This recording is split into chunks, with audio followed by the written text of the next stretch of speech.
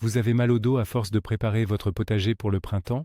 Et si je vous disais que la pire chose que vous puissiez faire pour vos légumes, c'est précisément de retourner la terre? C'est le paradoxe ultime du jardinier.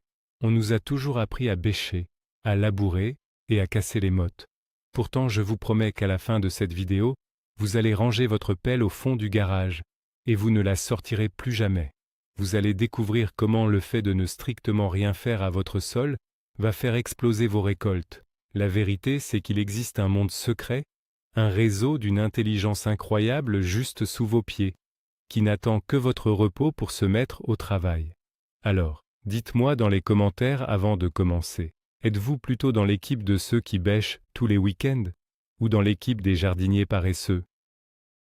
Pour bien comprendre, il faut remonter un peu dans le temps. Depuis l'invention de la charrue, l'humanité est persuadée que pour cultiver la terre, il faut la dominer et la retourner. C'était perçu comme une grande avancée technologique. Mais si on observe bien, la nature n'a jamais eu besoin d'outils métalliques pour créer les forêts les plus luxuriantes et les prairies les plus fertiles de la planète. Son secret repose sur un concept très puissant que l'on commence tout juste à comprendre à grande échelle, la mycorhisation. C'est une alliance très ancienne, vieille de plusieurs centaines de millions d'années, entre les plantes et le monde invisible. C'est ce mécanisme naturel que nous avons cassé avec notre agriculture moderne et que nous allons apprendre à réparer aujourd'hui dans votre propre jardin. Parlons d'une habitude que nous avons tous apprise de nos grands-parents. On nous a toujours dit qu'il fallait retourner la terre pour l'aérer. C'est presque un rituel du printemps. Vous prenez votre bêche, vous transpirez sous le soleil et vous retournez chaque motte de terre avec satisfaction. Mais que se passe-t-il vraiment en dessous? Imaginez que vous vivez paisiblement dans votre maison, avec vos meubles parfaitement rangés et votre garde-manger bien rempli. Soudain, une main géante attrape votre maison, la retourne à l'envers et la secoue violemment. C'est exactement ce que vous faites subir aux micro-organismes de votre sol à chaque coup de bêche. Vous détruisez leur galerie, vous exposez les bactéries sensibles aux rayons mortels du soleil et vous enterrez celles qui ont besoin d'oxygène. C'est un véritable tremblement de terre pour cet écosystème invisible. Le mythe de l'aération par la bêche est tenace, mais il est temps de le détruire. La nature n'a jamais eu besoin de charrues pour faire pousser des forêts denses et majestueuses. En réalité, un sol laissé tranquille s'aère naturellement grâce au travail d'une armée souterraine silencieuse. Si nous voulons un jardin vraiment en bonne santé, la première étape est de ranger cet outil de destruction et de commencer à observer comment la nature fait son travail. C'est une approche qui demande de changer notre façon de penser, mais les résultats sont tout simplement extraordinaires. Alors, si nous ne retournons plus la terre, qui fait le travail? C'est ici qu'entre en scène notre héros invisible. Il s'agit d'un mot un peu scientifique, mais fascinant, la mycorhize. Pour faire simple, c'est une alliance secrète entre les racines de vos plantes et des champignons microscopiques. Ne pensez pas aux champignons de Paris ou aux cèpes que vous voyez en forêt. Ici, nous parlons de fils blancs incroyablement fins, appelés mycélium, qui tissent une toile immense sous la surface. Imaginez un marché souterrain gigantesque où tout le monde échange des biens précieux. D'un côté, nous avons vos légumes, comme vos tomates ou vos salades. Ils sont très doués pour utiliser l'énergie du soleil et fabriquer du sucre grâce à leurs feuilles. Mais ils ont de toutes petites racines et peinent à aller chercher l'eau et les minéraux cachés loin dans la terre. De l'autre côté, nous avons nos champignons. Ils sont de redoutables mineurs souterrains. Ils peuvent au probable se faufiler dans les moindres recoins de la terre, là où les racines ne passeront jamais. Mais ils ont un problème majeur. Ils vivent dans le noir total et ne peuvent pas fabriquer de nourriture. La solution est évidente, c'est un partenariat parfait. Le champignon se connecte physiquement aux racines de la plante. Il devient une sorte d'extension de la racine, comme si on ajoutait un tuyau d'arrosage ultra long à votre robinet. C'est le début d'une collaboration magique qui va tout changer dans votre potager. Voyons de plus près comment fonctionne ce commerce souterrain, car c'est fascinant de précision. Une fois que le champignon s'est branché sur la racine de votre plante, les négociations commencent. La plante, généreuse, envoie jusqu'à 30% du sucre qu'elle fabrique directement vers ses racines pour nourrir son nouvel ami fongique. C'est une dépense énorme d'énergie pour elle, mais elle ne fait pas cela par charité. En échange de ce festin sucré, le réseau de champignons se met au travail. Il explore le sol sur des mètres de distance. Il dissout des roches microscopiques pour en extraire du phosphore, du zinc ou de l'azote. Et il livre ce précieux butin directement à la porte de la plante. C'est comme si votre légume avait engagé une armée de livreurs personnels qui lui apportent des repas nutritifs sur un plateau d'argent. Il y a un mythe très courant qui dit que pour nourrir une plante, il faut absolument verser de l'engrais chimique au pied. C'est totalement faux. Si vous avez une bonne mycorhisation dans votre sol, les champignons font ce travail gratuitement et de manière bien plus efficace. Ils savent exactement de quels nutriments la plante a besoin à un instant précis. Ils s'adaptent à la météo, à la croissance du légume et ajustent leur livraison. C'est une intelligence naturelle de la nutrition végétale que l'homme est incapable de reproduire avec ses produits synthétiques. Laissons faire les experts silencieux qui habitent notre terre. Mais l'histoire ne s'arrête pas à une simple connexion entre une plante et un champignon. C'est bien plus vaste que cela. Les filaments de ces champignons ne se contentent pas de rester attachés à une seule racine. Ils voyagent dans le sol et finissent par rencontrer les racines de la plante voisine, puis de la suivante, et ainsi de suite. Ils créent ce que les scientifiques appellent affectueusement le réseau Internet de la forêt ou le web mondial du bois. Dans votre jardin, c'est la même chose. Toutes vos plantations se retrouvent littéralement branchées sur un immense réseau de fibres optiques vivantes. C'est une véritable révolution dans notre compréhension de la nature. Imaginez que votre rangée de haricots est physiquement connectée à vos courges et même aux vieux pommiers qui se trouvent à l'autre bout du terrain. Ce réseau permet un transfert incroyable de ressources d'un bout à l'autre du jardin. Si une plante est dans une zone très riche et capte beaucoup de soleil, elle peut envoyer ses surplus de nourriture, via le réseau de champignons, vers une jeune pousse qui grandit à l'ombre et qui a besoin d'aide. C'est une société basée sur l'entraide et la redistribution des richesses, orchestrée par les champignons. Et tout cela se passe juste sous vos pieds, en silence. En comprenant cela, on réalise à quel point l'idée de planter des légumes isolés dans une terre morte n'a aucun sens naturel. Tout est fait pour être connecté et interagir en permanence. Ce réseau Internet souterrain ne sert pas uniquement à envoyer de la nourriture, il sert aussi à transmettre des informations cruciales. Oui, vous avez bien entendu, vos légumes communiquent entre eux. Prenez un exemple très concret qui arrive souvent en été. Une horde de pucerons attaque subitement l'un de vos plants de tomates. La tomate agressée va immédiatement réagir. Elle produit des substances chimiques pour se défendre, ce qui rend ses feuilles moins savoureuses. Mais surtout, elle va envoyer un signal d'alarme électronique et chimique à travers le réseau de mycorhizes. Ce signal de détresse circule à toute vitesse sous la terre. Il arrive jusqu'aux tomates voisines qui n'ont pas encore été touchées. En recevant ce message, ces plantes voisines vont déclencher leur propre défense de manière préventive. Quand les pucerons arriveront sur elles, le repas sera déjà gâté et ils passeront leur chemin. C'est un système d'alarme anti-intrusion incroyablement sophistiqué. On entend souvent le mythe que les plantes sont des organismes passifs qui subissent leur environnement sans rien faire. C'est une vision totalement obsolète. Grâce à leurs alliés les champignons, elles discutent, elles s'avertissent des dangers et elles se préparent aux attaques. Si vous coupez ces câbles de communication avec une pelle ou une motobineuse, vous rendez toutes vos plantes sourdes et aveugles face aux prédateurs. Vous les isolez complètement de leur communauté protectrice. Parlons maintenant d'un sujet qui nous préoccupe de plus en plus chaque été, la sécheresse. Arroser le potager devient une corvée épuisante et parfois même interdite. Comment la mycorhisation peut-elle nous sauver la mise face à ce problème? C'est très simple. Le réseau de filaments des champignons est si dense et si fin qu'il agit comme une gigantesque éponge souterraine. Il est capable de s'infiltrer dans les pores les plus minuscules de la terre, là où aucune goutte d'eau ne semble accessible pour une racine normale. Imaginez que vous cherchez de l'eau dans un désert avec une simple paille.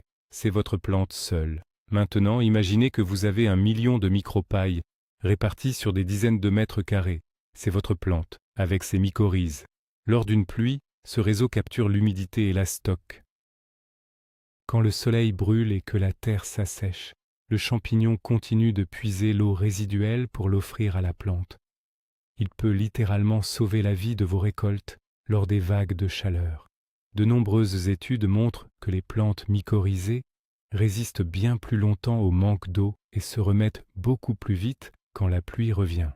Donc, en arrêtant de retourner la terre, vous préservez cette éponge magique. Vous économisez des centaines de litres d'eau potable et vous gagnez un temps précieux. Laissons la nature gérer la gestion de l'eau, elle a des millions d'années d'expérience dans ce domaine.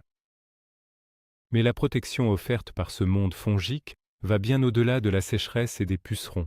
C'est aussi un véritable bouclier médical pour les racines de vos légumes. Dans le sol, il y a de bonnes bactéries, mais aussi de terribles pathogènes, des maladies redoutables qui provoquent la pourriture des racines ou le flétrissement brutal de vos belles plantations. Comment s'en prémunir sans utiliser de produits chimiques nocifs? C'est le rôle des mycorhizes. En s'enroulant étroitement autour des racines, les filaments du champignon forment une barrière physique impénétrable. C'est comme si vos plantes portèrent une cotte de maille ou engagèrent des gardes du corps microscopiques. Les agents pathogènes qui tentent d'attaquer la racine tombent d'abord sur ce mur de champignons protecteurs et n'arrivent pas à passer. De plus, les mycorhizes sécrètent des antibiotiques naturels dans le sol pour repousser les intrus et nettoyer la zone autour de la plante. On a longtemps cru le mythe qu'il fallait stériliser le sol ou utiliser des fongicides puissants pour avoir de belles récoltes. C'est une erreur tragique. En tuant les mauvais champignons avec des produits, vous tuez aussi les bons. Vous détruisez la seule véritable défense immunitaire de votre jardin. Un sol riche en mycorhizes est un sol sain, où les maladies n'ont tout simplement pas la place de s'installer. C'est l'assurance vie la plus efficace et la plus naturelle pour votre potager. Maintenant que vous comprenez l'importance vitale de ce réseau, revenons à notre fameuse bêche. Que se passe-t-il concrètement quand vous décidez de retourner la terre de votre potager? C'est une véritable scène de catastrophe. En enfonçant le métal dans le sol et en retournant la motte, vous ne faites pas que bouger de la terre. Vous déchiquetez littéralement des millions de kilomètres de ce précieux réseau mycélien. Imaginez que vous preniez de gros ciseaux et que vous coupiez tous les câbles électriques, téléphoniques et les tuyaux d'eau de votre ville. C'est le chaos absolu. Les plantes sont soudainement déconnectées de leur source de nourriture, de leur approvisionnement en eau et de leur système de communication. Elles se retrouvent seules, affaiblies et vulnérables. De plus, les champignons qui composent les mycorhizes sont très sensibles à la lumière du soleil et à l'air sec. En les remontant à la surface, vous les condamnez à une mort certaine en quelques heures. Il faudra ensuite des mois, voire des années, pour que le réseau se reconstruise péniblement. Et si vous retournez la terre chaque année, ce réseau n'atteindra jamais sa pleine puissance. C'est pour cela que les jardins travaillés traditionnellement demandent autant d'engrais, autant d'eau et autant de traitements.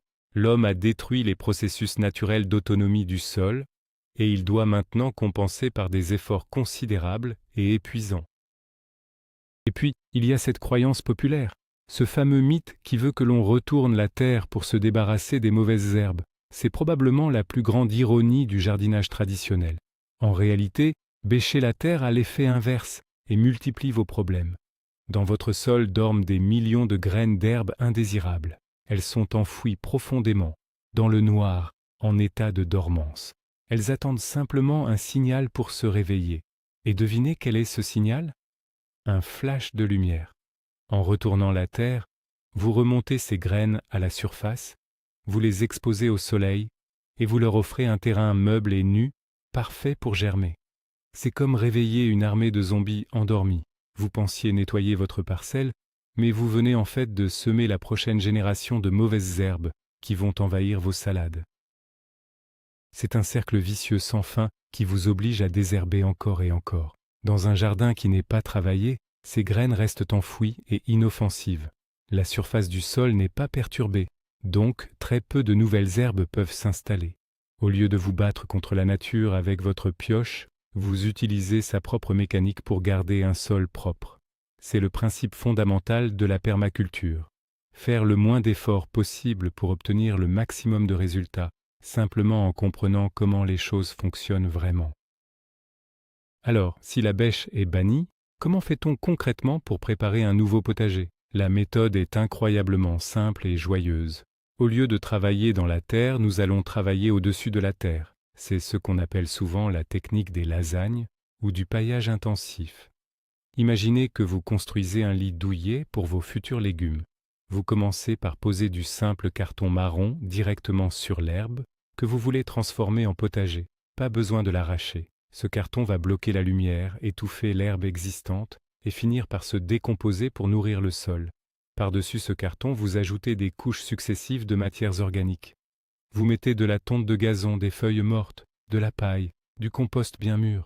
Vous montez une belle épaisseur de 20 à 30 cm de cette matière riche, et c'est tout. C'est dans ce compost de surface que vous allez planter vos graines et vos jeunes pousses. Pas besoin d'attendre des mois, vous pouvez planter immédiatement si votre compost est beau. Les racines vont pousser dans cette couche parfaite, puis petit à petit, elles vont traverser le carton décomposé pour rejoindre la terre en dessous, qui est restée intacte. C'est un gain de temps phénoménal, aucune douleur dans le dos, et surtout, vous offrez à vos plantes un départ royal, sans jamais perturber la vie microscopique qui réside en profondeur. Une fois cette installation terminée, la magie silencieuse opère. Vous avez fourni la nourriture en surface avec votre paillage, et maintenant, les travailleurs du sol vont faire le reste. C'est ici que les vers de terre deviennent vos meilleurs amis. Ce sont vos employés non rémunérés qui travaillent jour et nuit.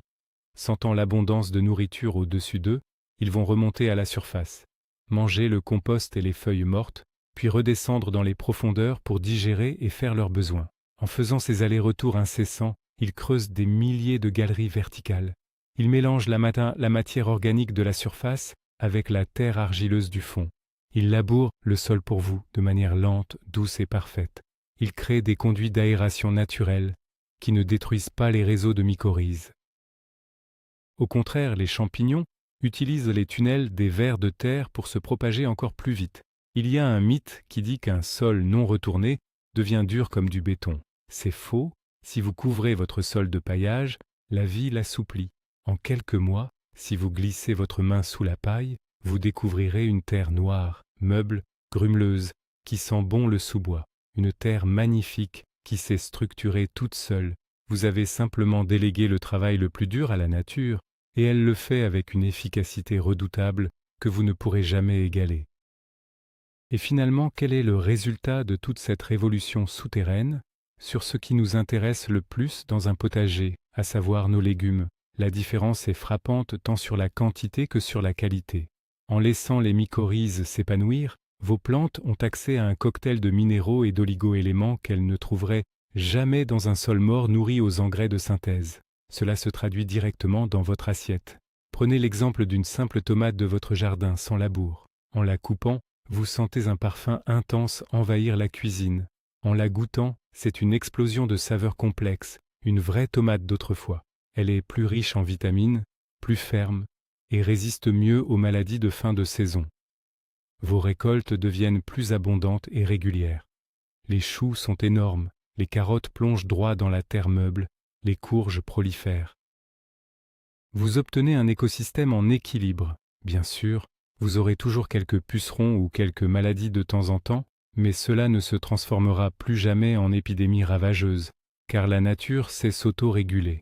En arrêtant de copier les méthodes de l'agriculture industrielle, en posant votre bêche et en faisant confiance au réseau invisible des champignons, vous ne créez pas seulement un jardin.